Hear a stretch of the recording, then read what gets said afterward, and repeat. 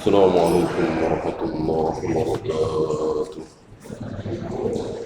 إن الحمد لله نحمده ونستعينه ونستغفره ونعوذ بالله من شرور أنفسنا ومن سيئات أعمالنا. من يهده الله فلا مضل له ومن يضلل فلا هادي له. أشهد أن لا إله إلا الله وحده لا شريك له وأشهد أن محمدا عبده ورسوله وبعد. Kita masuk bab pertama, babul ikhlasi wa ihdarin niyyah. Bab tentang ikhlas dan menghadirkan niat. Jadi niat itu harus hadir, harus ada. Nanti akan dibahas oleh beliau. Ada niyatul amal, ada niyatul ma'mul. Misalnya kita masuk ke masjid, langsung Allahu Akbar, takbiratul ihram. Harus ada di hati kita. Mau tahiyatul masjid, apa qobliyah subuh, apa qobliyah zuhur, apa salat istikharah, atau salat subuh itu sendiri, harus hadir, harus ada. Ya. Ini niyatul amal. Ada lagi niyatul ma'mul. Untuk siapa kita beramal? Karena ada kalanya kita beramal murni karena Allah. Ada kalanya kita beramal tercampur karena Allah juga, karena manusia juga. Karena Allah juga, karena mertua juga. Karena Allah juga, karena si fulan juga. Ikhlas apa tidak? Tidak. Walaupun ada karena Allahnya, tapi kecampur. Itu tidak ikhlas. Namanya juga ikhlas. Ikhlas, khalasa, yakhlusu, ikhlasan artinya murni. Murni, tidak tercampur dengan apapun. Jadi betul-betul karena Allah saja. Maka kalau ada orang yang mengatakan ikhlas adalah beribadah karena Allah, kurang, keliru. Yang benar ikhlas adalah beribadah hanya karena Allah saja. Sebab kalau tercampur sudah bukan ikhlas lagi. Dan kalau tercampur kok ikhlas dapat pahala, berarti nggak ada orang ria. Nggak ada kaum muslimin ria, nggak ada orang yang beriman ria, kecuali orang munafik, kecuali orang kafir. Kaum muslimin kita semua nggak ada yang ria kalau begitu. Karena seriak-riak seorang muslim, dia pamer, dia ingin dipuji, dia ingin terkenal, dia ingin disanjung, tapi dalam hatinya ingin surga juga apa tidak? Pasti ingin. Pasti ingin dapat pahala juga orang dia muslim, beriman, ya. Kecuali dia kafir, sholatnya pura-pura, jumatannya pura-pura, jihadnya pura-pura. Seperti siapa contohnya dulu? Abdullah bin Ubay bin Salul. Sholat dia, jumatan dia, jihad dia, tapi pura-pura. Dalam hatinya mengingkari, dalam hatinya kafir. Jadi orang munafik adalah orang kafir, tapi pura-pura sholat, pura-pura jumatan, pura-pura jihad. Maka mana yang lebih dahsyat siksanya? Orang kafir apa orang munafik? Munafik. Fid darkil asfali minan nar, di neraka yang paling bawah. Kalau kafir sekalian, Kristen, Buddha, Hindu, Konghucu, ya mereka nggak menipu kaum muslimin. Kami bukan muslim, kami kafir. kami Buddha, kami Hindu, kami Nasara. Nggak menipu kan? Nah, munafik ini menipu. Dan biasanya mereka hidup di tengah-tengah kaum muslimin yang mayoritas, yang kuat, seperti di Madinah. Adapun di Mekah tidak ada. Nggak ada orang munafik di Mekah. Orang munafik adanya di Madinah. Ketika kaum muslimin sudah kuat, sudah jaya, sudah banyak, ketika Rasul dan para sahabat sudah mulai menaklukkan negeri-negeri sekitar Arab, ketika ghanimah mulai berdatangan ke Madinah, di situ banyak orang-orang yang pura-pura masuk Islam. Agar apa? Agar mendapatkan sesuatu seperti yang didapat oleh kaum muslimin. Ya ghanimah, ya, bayar zakat ringan 2,5%. Kalau non muslim kan dibebani pajak. Ya, kaum muslimin tidak dibebani pajak.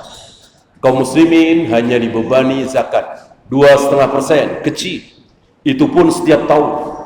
Non muslim berat, dibikin berat oleh pemerintah kaum muslimin. Pajak, ya, bisa 10%, bisa 15%, bisa 20%, terserah Amirul Mukminin. Ya.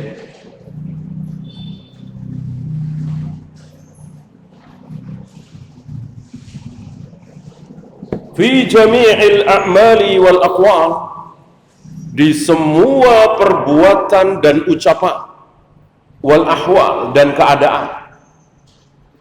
Maka ikhlas itu ada di perbuatan, ada di ucapan, ada di keadaan. Ya.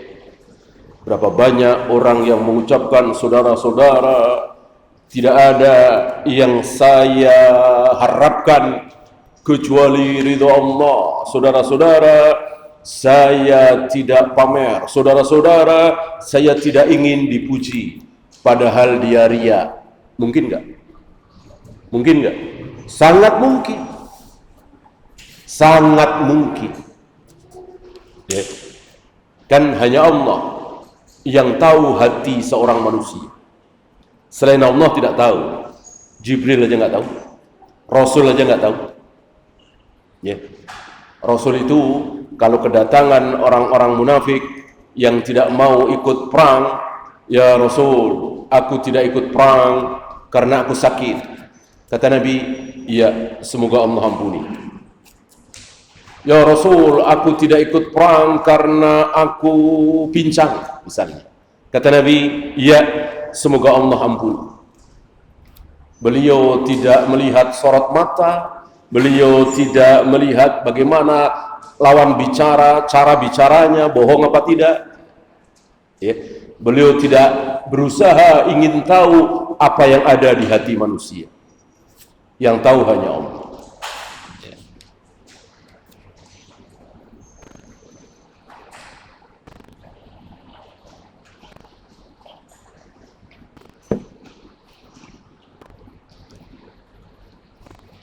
Sebelum beliau bawakan ayat-ayat Al-Quran dan hadis-hadis Nabi, sebagaimana kita bahas kemarin, isi dari kitab Riyadhus Shalihin hanya qala Allah, qala Rasulullah, qala Allah, qala Rasulullah. Ini kata Allah, ini kata Rasulullah, kata Allah, kata Rasulullah. Kata beliau Imam Nawawi sedikit sekali, sangat sedikit sekali. Ya. Kalau syarahnya banyak, syarahnya kan bukan tulisan beliau. Syarahnya ditulis oleh siapa kemarin? Syekh Salim bin Aid Al-Hilali hafizahullah. Beliau masih hidup.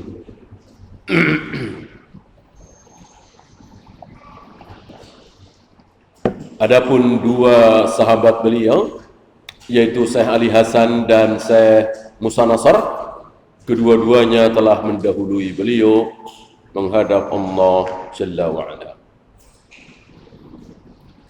Nah, ini keterangan dari Syekh Salim, bukan dari Imam Nawawi.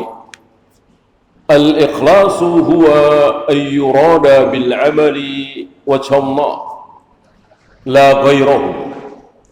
Yang dimaksud dengan ikhlas adalah beramal dan dia hanya berharap wajah Allah. Wajah Allah yang dimaksud surga, pahala, janji-janji Allah. Ini ikhlas. Ya. Antum rajin sedekah, antum rajin sedekah, antum rajin sedekah. Hampir tiap hari sedekah. Salah satu tujuan antum adalah agar terhindar dari berbagai macam penyakit. Ikhlas apa tidak? Ikhlas apa tidak? Ikhlas. Kenapa? Loh, katanya ikhlas karena Allah saja. Karena ini bagian dari janji Allah. Salah satu janji Allah adalah wadawu amradakum bis-shadaqah. Obati penyakit kalian, hindarkan kalian dari berbagai macam penyakit dengan cara banyak sedekah. Berarti ini janji Allah. Kok kita berharap dari janji Allah itu ikhlas? Ikhlas. Yang tidak ikhlas itu berharap apa yang tidak dijanjikan oleh Allah. Apakah Allah pernah berjanji jika kalian rajin sedekah maka kalian akan dipuji manusia? Ada janji seperti itu? Enggak ada. Enggak ada. Jika kalian bersedekah maka kalian akan dihormati, disanjung oleh anak buah misalnya, teman sekantor misalnya. Ada janji seperti itu? Tidak ada. Adapun banyak sedekah kemudian mendatangkan badan kita sehat, jauh dari berbagai macam penyakit, ini bagian dari janji Allah. Maka ikhlas. Antum rajin sekali ke Banyuwangi, Purbolinggo, kemudian ke Lampung, kemudian ke Makassar. Kenapa? Mengunjungi saudara-saudara antum. Di sana ada keponakan, di sini ada paman, di sana ada bibi. Antum punya uang, punya kendaraan. Ya, tujuan antum salah satunya supaya umur antum panjang. Ikhlas apa tidak? Ikhlas. Karena ini bagian dari janji Allah. Allah berjanji lewat lisan Nabi sallallahu alaihi wasallam, siapa yang ingin dipanjangkan umurnya, termasuk dilapangkan rizkinya, falyasil rahimah, sambunglah tali silaturahim. Silaturahim itu sesuai dengan nama. Silah itu nyambung, rahim itu hubungan rahim. Kakak, adik, keponakan, bibi, tante, om, sepupu. Bukan saya dengan antum. Saya dengan antum nggak ada hubungan darah. Saya datang ke tempat antum bukan silaturahim, antum datang ke tempat saya bukan silaturahim. Ziarah biasa saja. Ada keutamaan, ada, tapi kalah dengan silaturahim. Mana silaturahim sesuai dengan namanya. Silah itu menyambung, rahim itu kekerabatan. Yang ada hubungan darah. Dan Islam sangat perhatian dalam masalah ini. Tidak seperti orang sana, bangsa sana, itu kadang sama pamannya saja puluhan tahun nggak pernah ketemu. Sama bibinya nggak peduli. Apalagi sepupu, keponakan, jauh. Ada bangsa seperti itu. Jadi sendiri. Ya, dia ngejar kenikmatan. Yang penting kerja, kuat, rajin, gaji besar, dibikin senang-senang. Bahkan umur 40, 45 banyak yang belum menikah. Ya, buat apa nikah? Punya istri, punya anak ribet.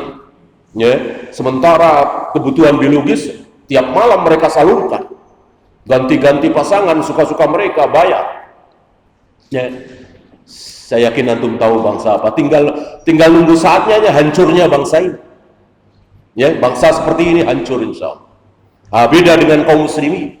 Kaum muslimin sesuai dengan sabda Nabi menggemarkan pernikahan. Ya. Bahkan Nabi mengancam man raghiba an sunnati falaysa minni. Barang siapa yang tidak suka dengan sunnahku, salah satu sunnah Nabi adalah nikah, maka terancam dia bukan golonganku. Ya.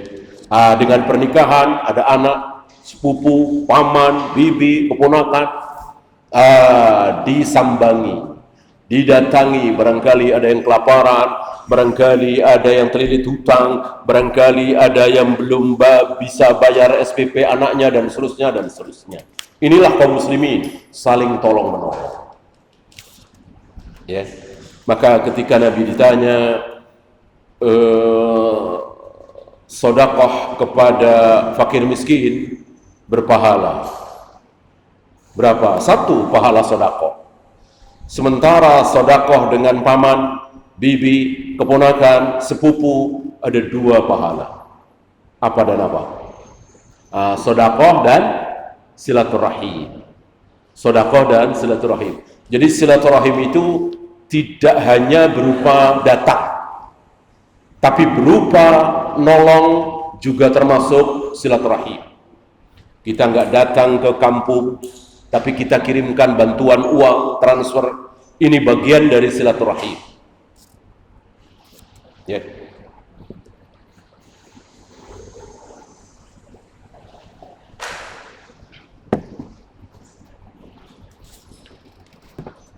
Antum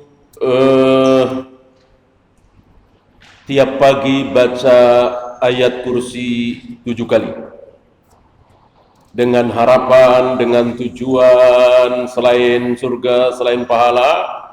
Antum ingin agar supaya dagangan laris. Ikhlas apa tidak? Tidak. Kenapa? Karena tidak ada janji dari Allah, tidak ada janji dari Rasulullah. Barang siapa yang membaca ayat kursi 7 kali di pagi hari sebelum dagang, sebelum gelar dagangan, maka nanti dagangannya jadi laris. Nggak ada janji seperti itu dari Nabi SAW. Maka ketika kita lakukan itu tidak ikhlas, bukan pahala, malah dosa, sebagaimana kemarin kita bahas. Berapa banyak amalan-amalan ibadah yang mestinya dapat pahala, malah dapat dosa. Gara-gara apa kemarin? Masih ingat? Gara-gara berapa hal?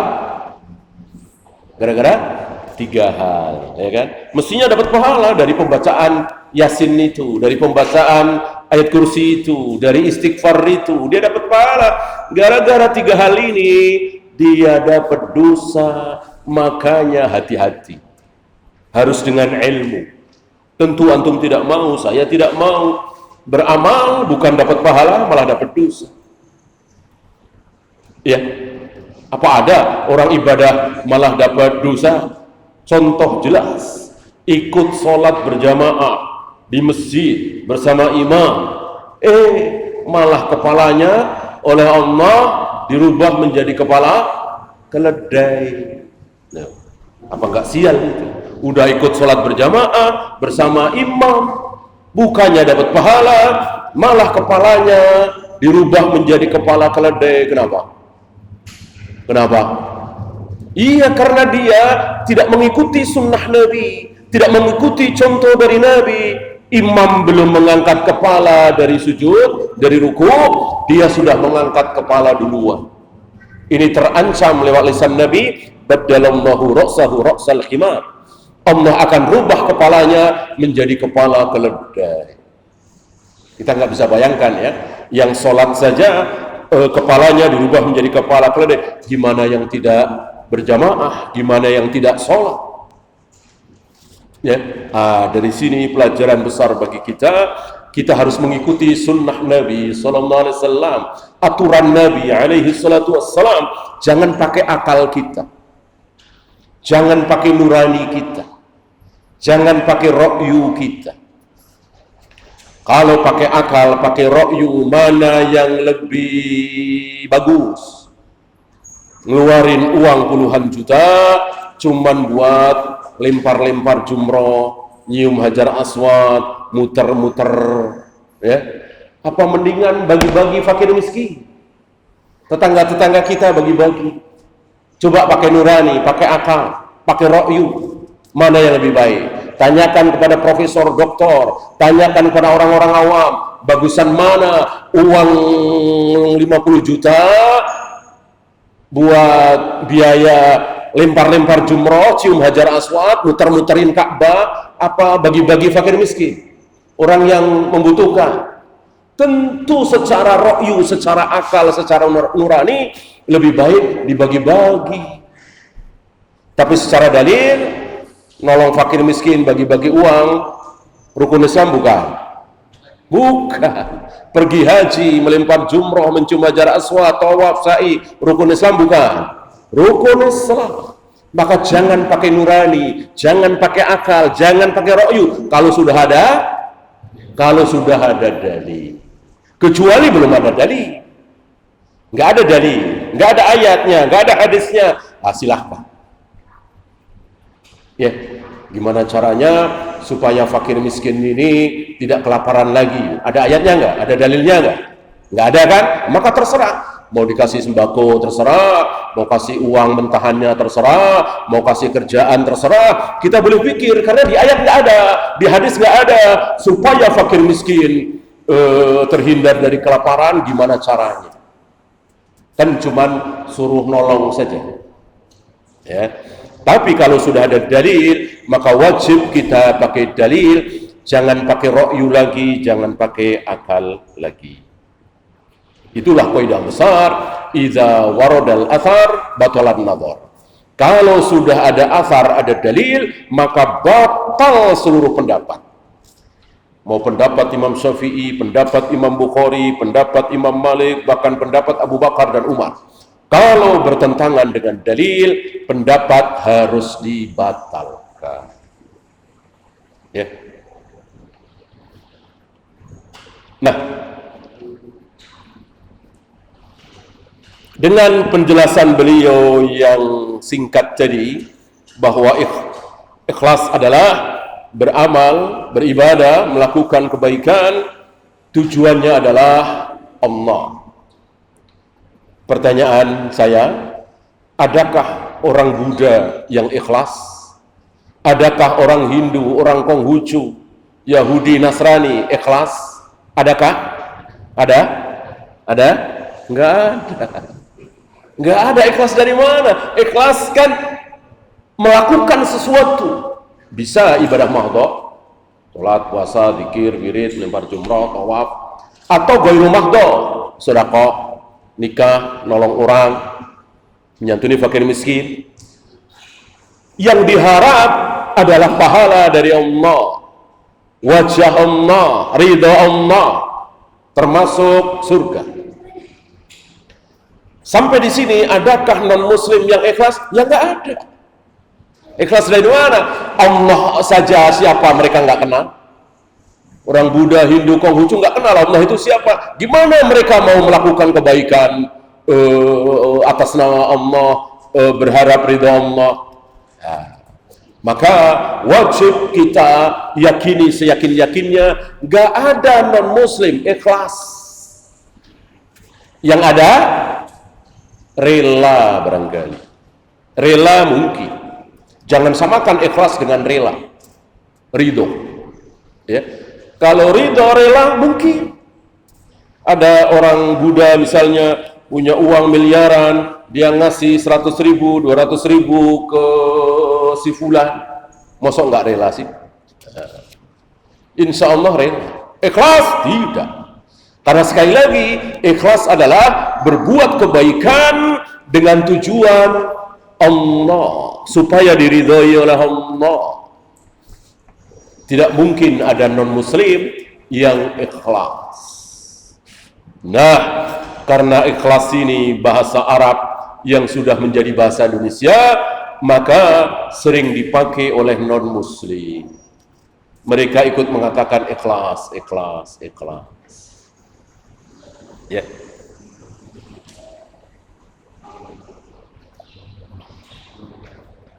Dan mungkinkah ikhlas dalam memberikan sesuatu yang haram? Ya tidak mungkin. Tidak mungkin.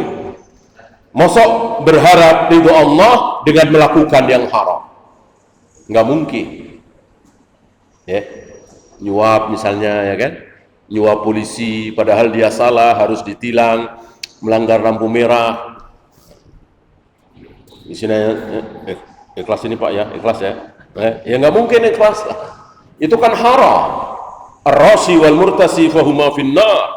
Yang menyuap dan yang disuap dua-duanya terancam neraka. Nggak mungkin ikhlas.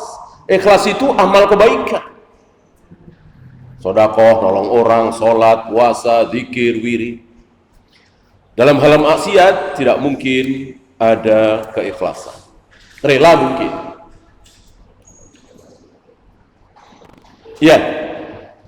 Sekarang beliau bawakan ayat-ayatnya. Suratul Bayyinah ayat kelima. Qala Allah Ta'ala wa ma umiru illa liya'budullaha. Mereka tidak disuruh kecuali untuk menyembah Allah mukhlisina lahuddin, dengan mengikhlaskan ketaatan itu kepada Allah di dalam agama ini. Disuruh yang lain? Tidak. Satu-satunya perintah Allah kepada seluruh manusia apa? Menyembah Allah. Menyembah ai taat kepada Allah. Maka satu-satunya kewajiban manusia kita semua di muka bumi ini apa? Taat kepada Allah. Isinya apa? Ratusan mungkin ribuan item. Judulnya satu, apa? Taat. Ada kalanya taat kepada Allah itu dengan cara sholat, ada kalanya jangan sholat. Gitu. Kalau sholat malah nggak taat. Ada orang sholat dan dia sedang tidak taat kepada Allah. Apa misalnya? Wanita haid atau nifas kok sholat, dosa dia. Padahal sholat. Kenapa? Dia tidak taat kepada Allah. Karena Allah menyuruh para wanita yang sedang haid, nifas, jangan sholat, jangan puasa. Ya. Maka taat kepada Allah harus dengan ilmu. Tidak mentang-mentang sholat pasti taat. Ya. Antum melihat ke atas, matahari pas di tengah-tengah. Tengah-tengah antara timur dengan barat ya. Bukan tengah-tengah antara utara dan selatan. Tengah-tengah antara utara dan selatan sulit sekali, ya. Paling beberapa hari dalam setahun ya untuk satu tempat. Kalau tengah-tengah antara timur dengan barat setiap hari pasti ada. Ya. Berarti bayangan itu nggak ke barat, nggak ke timur, tapi ke bawah. Mana pas di atas kepala kita kan, antara timur dengan barat. Nah, begitu antum melihat ini, antum sholat. Pahala apa dosa? Dosa. Karena salah satu waktu yang haram kita pakai untuk sholat adalah istiwa. Waktu matahari betul-betul berada di tengah-tengah. Maka tunggu beberapa menit sampai tergelincir ke arah barat. Bayangan berarti ke arah timur sedikit saja. Berarti sudah masuk waktu. Sudah masuk waktu zuhur. Kalau di jadwal masih 10 menit lagi berarti apa? Berarti mataharinya yang salah apa jadwalnya yang salah? Ya tentu jadwal. Nggak mungkin matahari salah. Nabi sudah bersabda mengajarkan kepada Bilal, jika matahari sudah tergelincir ke barat, artinya bayangan itu sudah mulai mengarah ke timur, maka sudah masuk waktu sholat zuhur. Ternyata masih 10 menit lagi di jadwal, bahkan masih 15 menit lagi, ya itu salah. Jadwal kan bikinan manusia, bisa benar bisa salah. Ya, walaupun mungkin tidak tiap hari ya, di tanggal-tanggal tertentu banyak sebagian hewan-hewan kita yang melihat ini, menyelidiki ini, dan ada beberapa kekeliruan.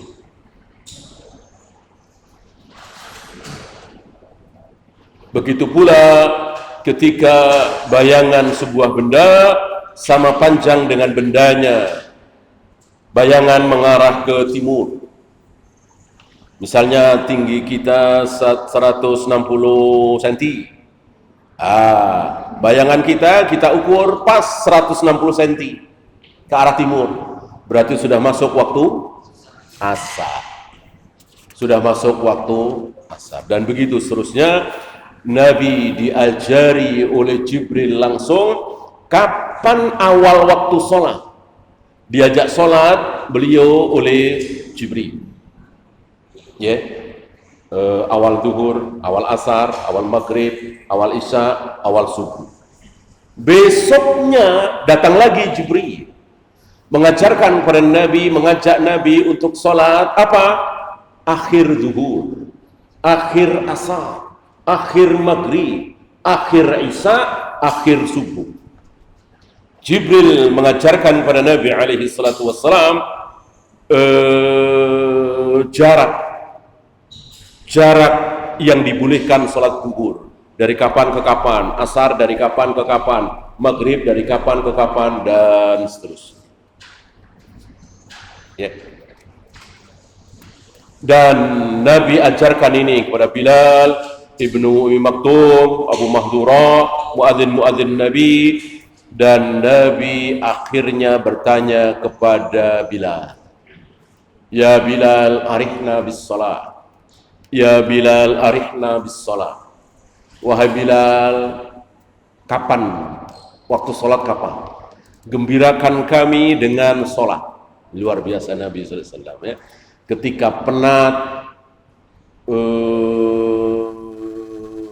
mungkin gelisah, istilah kita bete lah apa ya, yang obatnya apa? Nabi obatnya apa? Sholat. Ya namanya manusia ya, bukan malaikat, punya hawa nafsu, punya rasa lelah, capek. Ada Nabi lelah, bosan, bete, obatnya apa? Sholat. Ya. Kalau kita barangkali obatnya musik, obatnya nonton ini, obatnya main game, obatnya bercanda, ngobrol. Nabi obatnya sholat. Arihna bis sholat. Ya Bilal, gembirakan kami, senangkan kami dengan sholat. Ya. Inilah hati ketika bersih, jauh dari maksiat, maka sholat manis, puasa lezat, jihad nikmat. Sebaliknya, kita yang belum merasakan halawatul iman, manisnya iman, maka sholat berat, berjamaah terasa berat, bangun malam berat, sedekah berat, ya. Dan kita akan hilang keberatan-keberatan kita insyaallah dengan terus berlatih, memaksakan diri kita di awalnya, harus kita paksakan. Jangan menunggu ringan. Ya Allah, ringankan aku untuk ke masjid. Ya Allah, ringankan aku untuk bangun malam. Ya Allah, ringankan aku untuk bersedekah. Tapi tidak berbuat, dia menunggu Allah meringankan. Tentu ini keliru. Tentu diawali dengan rasa berat, dipaksa-paksa. Bahkan mungkin dipaksa oleh ayahnya, dipaksa oleh abangnya, dipaksa oleh gurunya. Nggak masalah di awal-awal. Nanti akan menjadi kebiasaan.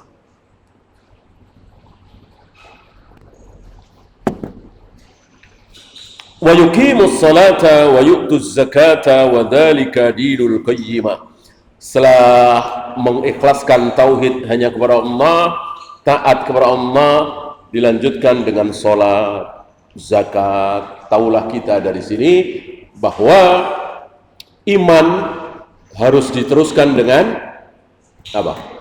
Iman, tauhid harus diteruskan dengan amal soleh. Amal soleh. Jadi iman dan amal soleh, iman dan amal soleh, iman dan amal soleh. Maka aneh seaneh-anehnya, sesat-sesatnya siapa? Siapa?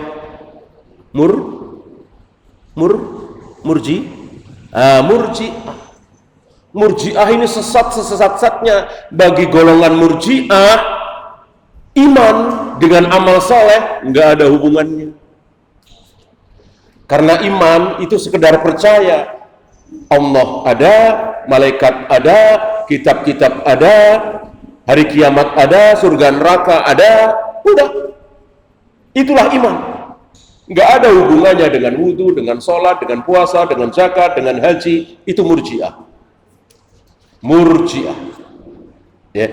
Maka iman bagi murji'ah tidak naik, tidak turun, tidak bertambah, tidak berkurang. Mau sholat, mau puasa, mau zakat, mau haji, baca Al-Quran, iman ya tetap aja segitu. Mau zina, mau minum khamar, mau berjudi, mau membunuh, iman tetap segitu. Tetap dia percaya kan? Adanya Tuhan, adanya Allah, adanya surga neraka. Ini murji'ah.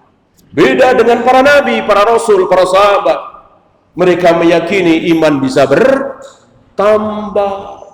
Wazadathum imanan. Apa enggak baca ayat itu?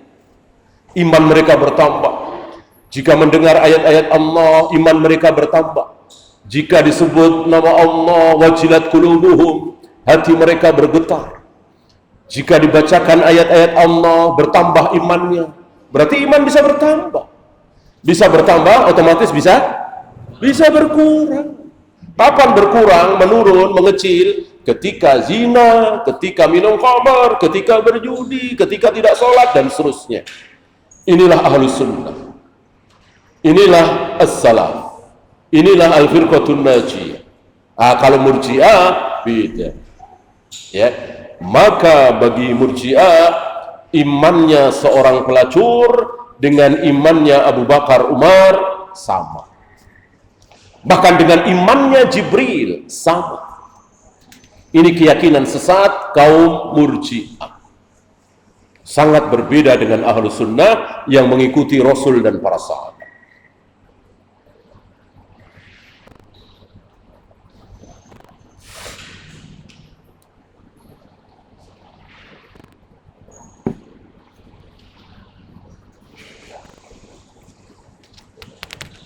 Ayat kedua, Al-Had 37, qala Allah Ta'ala, lan yanalallaha luhumuha wala dima'uha.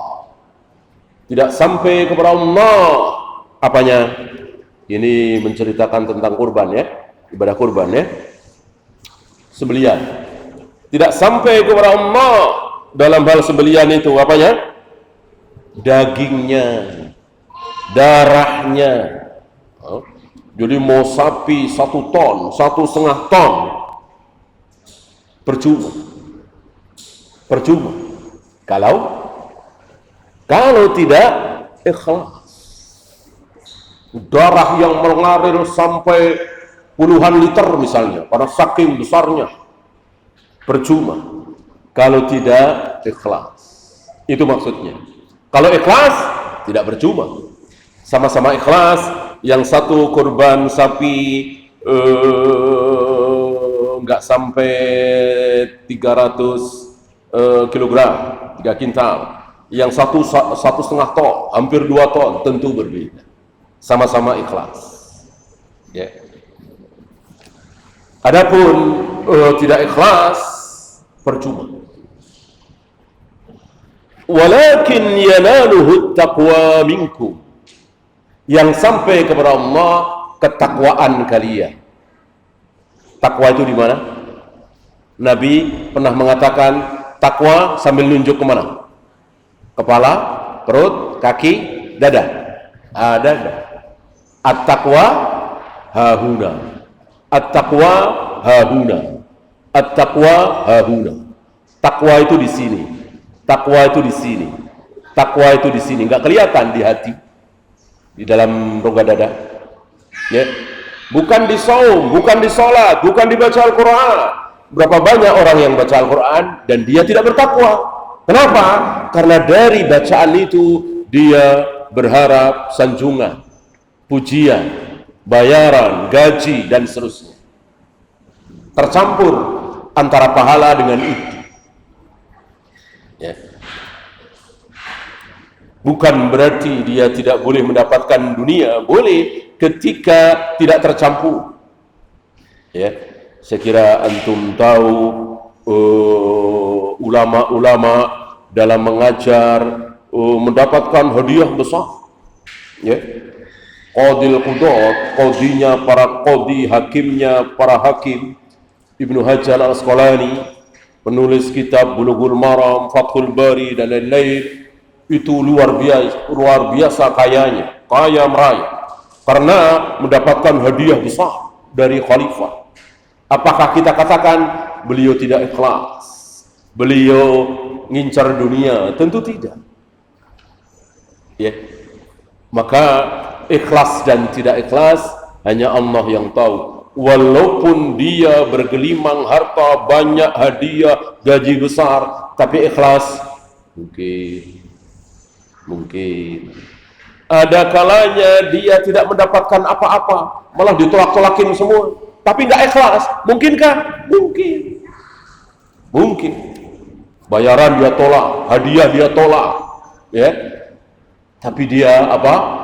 Ingin memamerkan, nih lihat saya nih, saya nggak dikasih gaji, saya nggak dikasih bayaran, saya tolak hadiah-hadiah dari penguasa. Ingin memamerkan kehebatan dia kepada manusia, murid-muridnya, jamaahnya. Ya, berapa kali saya diundang ke istana, saya tolak, misalnya. Ya, berapa kali saya ditawarin jabatan, saya tolak. Kan saya ikhlas. Gitu. Padahal dia pamer, memamerkan kehebatannya itu. Ini luar biasa iblis, ya. Iblis luar biasa. Enggak dari sini, enggak dari sini, enggak celah sini. Enggak ada putus asa. Ya. Terus begitu. Maka alangkah beruntungnya kita kalau kita mengetahui langkah-langkah iblis, tipuan-tipuan iblis, talbisul iblis.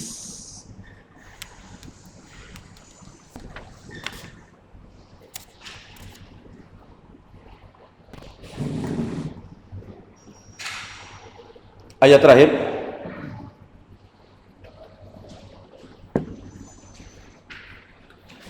Qul in tukhfu ma fi sudurikum aw tubduhu ya'lamhumma. Katakan, jika kalian menyembunyikan apa yang ada di dada kalian atau kalian tampakkan, Allah pasti tahu. Ya, sama saja. Ini bukan yuhasibkumullah.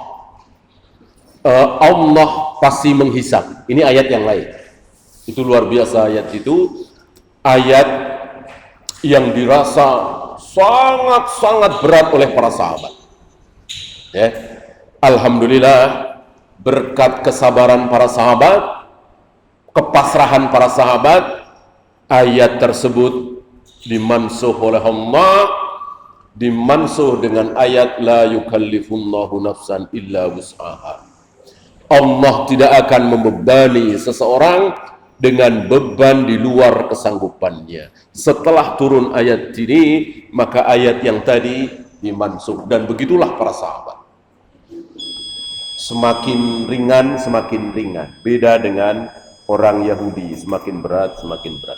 Ya, waktu habis, kita akhiri. Mudah-mudahan bermanfaat. Subhanakallahumma bihamdika asyhadu an la ilaha illa anta astaghfiruka wa atubu ilaik. Assalamualaikum warahmatullahi wabarakatuh.